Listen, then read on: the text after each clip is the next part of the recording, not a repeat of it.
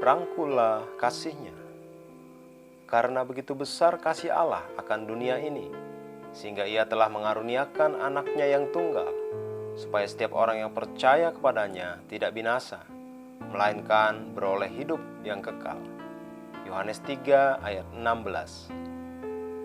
Allah kita adalah pemurah dan baik. Kasih-Nya untuk manusia melampaui pikiran manusia. Itu kasih yang tak terbatas.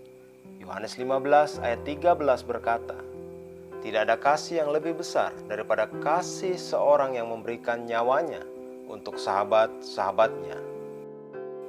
Tuhan Yesus menyerahkan nyawanya untuk kita. Tidak seorang pun yang pernah melakukannya. Ia kudus dan tidak berdosa, tetapi Ia menjadi korban penebus dosa, diserahkan untuk dosa dunia. Ia disalibkan karena kehendaknya sendiri, untuk menggantikan tempat bagi orang lain. Pikirkan itu, Ia mengambil tempat dosa kita di kayu salib, sehingga kita bisa mengambil tempat kebenarannya.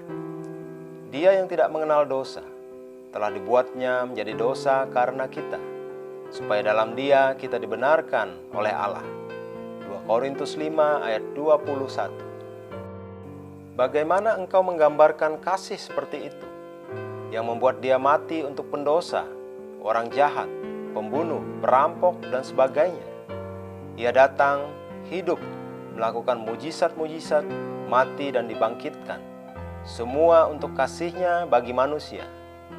Ketika Ia menyatakan tujuan kedatangannya dalam Yohanes 10 ayat 10, sehingga manusia bisa memiliki hidup dan memilikinya di dalam segala kelimpahan.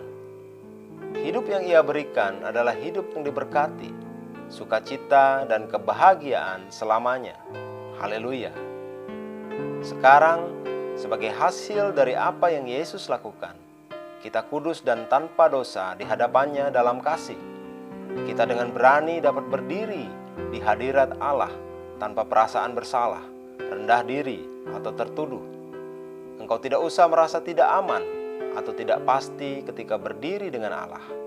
Beranilah, percaya diri, tenanglah dan bersyukur bahwa engkau miliknya, bahwa Ia membawamu ke dalam kesatuan dengan dirinya sendiri.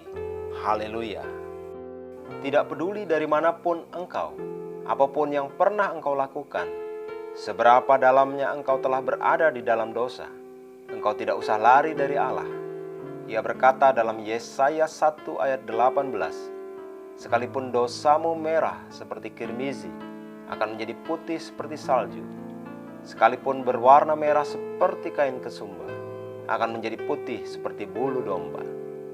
Rangkullah kasih-Nya, percayai Dia dengan hidupmu. Mungkin engkau belum dilahirkan kembali. Ini waktumu. Bukalah doa keselamatan di halaman 74. Berdoalah dengan doa itu dan berdoalah dengan segenap hati. Mari kita berdoa.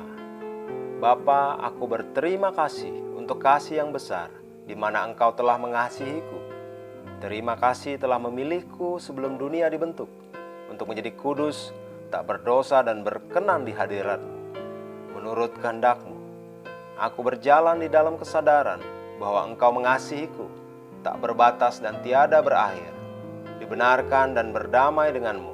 Dalam nama Yesus, amin.